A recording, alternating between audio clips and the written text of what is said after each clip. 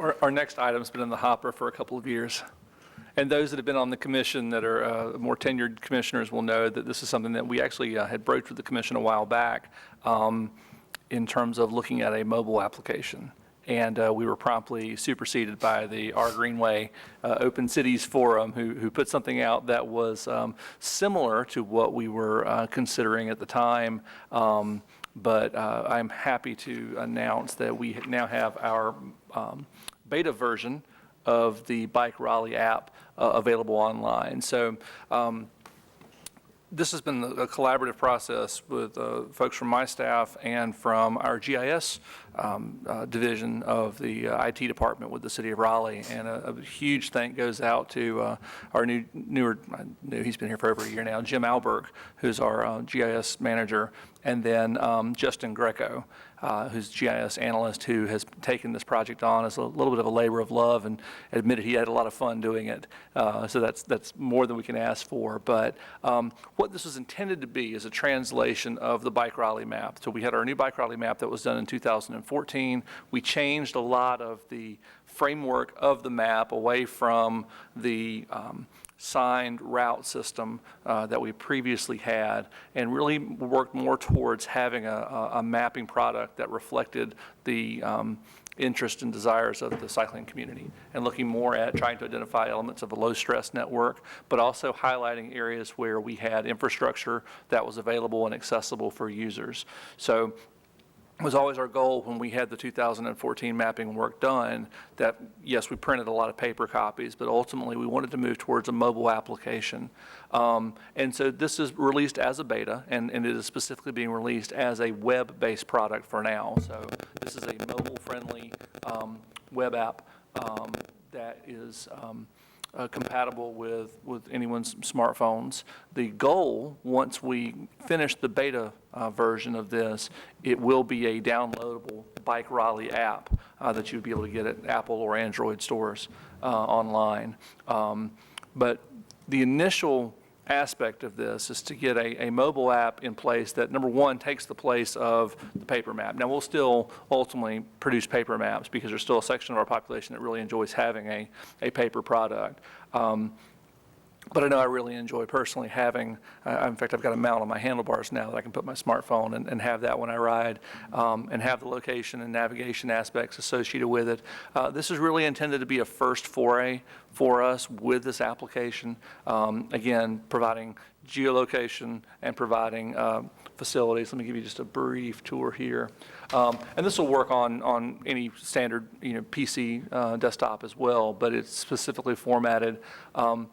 One of the other things about the data set included in this, we know there's a couple of quirks in the data right now.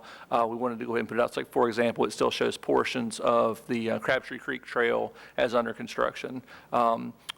Based on some of the greenway layers that we've got. Meanwhile, we're also showing some of the other facilities, such as Hillsborough Street bike lanes, that'll be in place as part of our upcoming contracts. We're showing some of the projects that will already be in place. So we're asking more for feedback on the functionality associated with the app as opposed to specific content at this time. But at the same time, if there's content that people would like to see, we really want that feedback. So this is going to be an evolutionary application that we've got some significant capability to expand what we can do with that. One of the things that we've talked about growing this to would be similar to some of the functions you can use in Google right now for routing and route selection based on the designation of bicycle-friendly streets and low-stress streets, or based on whether you want to ride on greenways or whatnot. So the mapping has specific links that are associated with the greenway system. So if you want to click on greenways, you can actually scroll and pull specific sections of greenways, and this includes most of Raleigh and surrounding areas. And it gives you specific call-out information associated with that facility selection. We also have incorporated all of the bike shops as we have on our current maps. You can get the locations, and then in fact, in our legend, you can pull in and turn on different layers associated with this and go back to the map.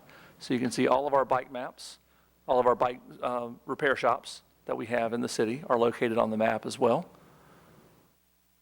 And what we've tried to do is we've tried not to cut the borders off right at the city of Raleigh. Again, this is an open data set, so we can incorporate some of the things that are not on our map currently because we were constrained by the paper size before, but we can show the location of facilities in Cary.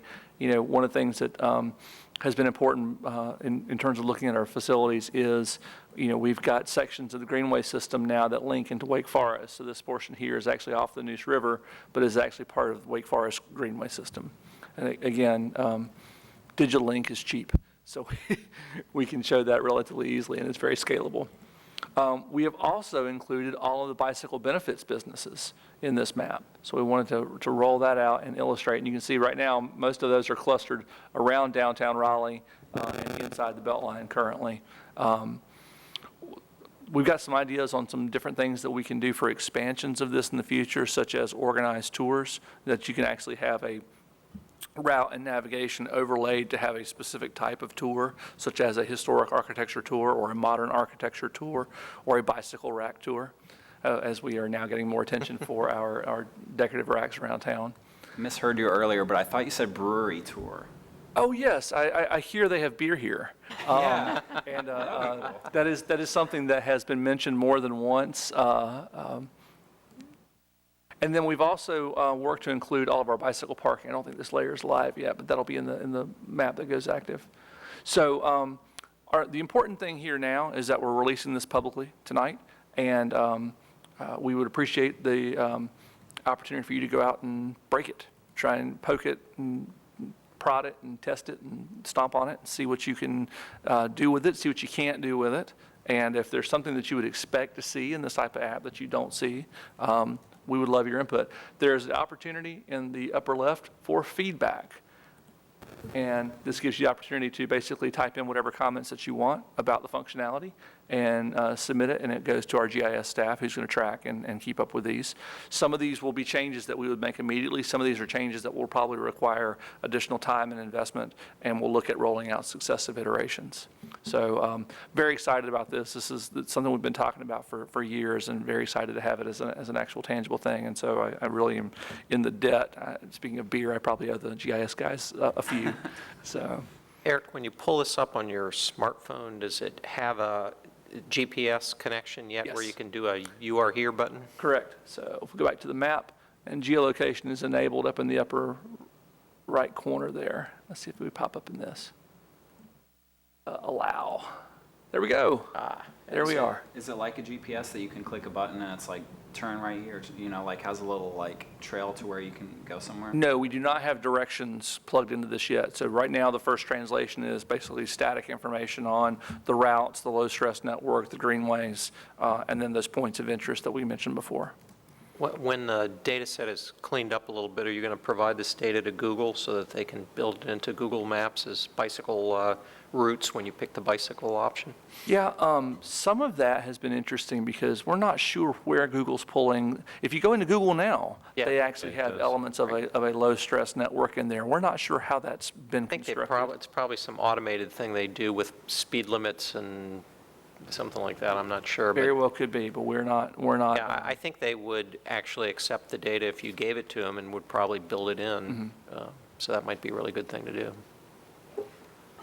I just have two questions. One thing I think would be neat to me if we're going to incorporate the greenways is if we can do more of kind of a, you know, ways thing with greenways. I mean, they're doing a lot of repair on greenways and things like that. It'd be really nice if you could look on your phone and say, I'm going to ride from point A to point B.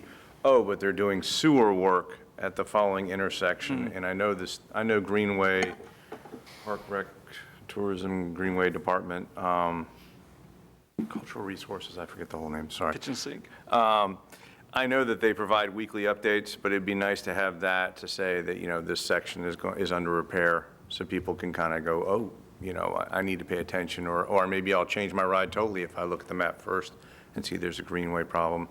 And then the other thing would be to have a nice possible link back to See-Click Fix, where maybe you could report a bicycle-related issue, and you just would double tap on a position and say, you know, there's something facilities Y is wrong, and click it, and it would see click fix it off for you without going to the see click fix app and doing all that, or maybe just pulling the data from the map to see click fix. I don't know what's easier, but some application where you could actually have those two things interlocked to actually help the city. I mean, you have all these eyes now riding on the road with an app, have them point out serious issues or problems. One other piece of functionality that we're discussing is the potential for, some of you may have heard about an application that's gone live in Portland called Ride.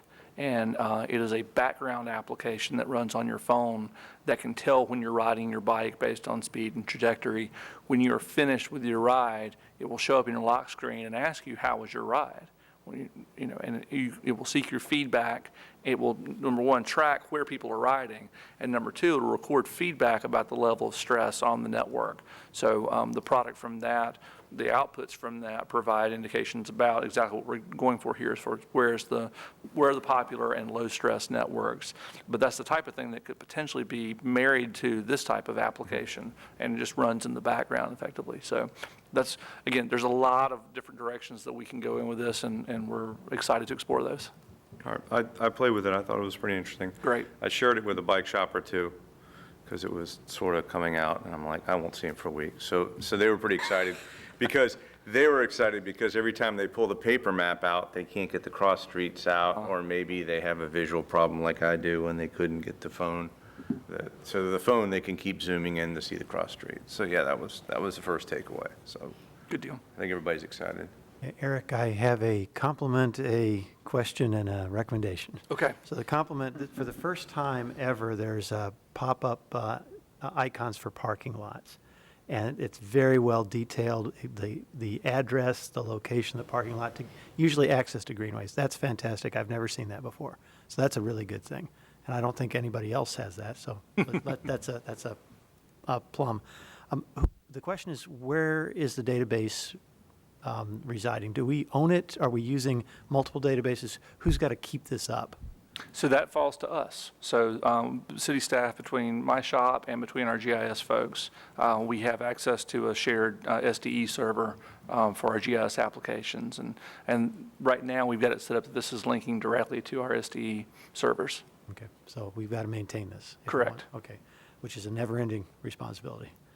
And finally, last question or recommendation.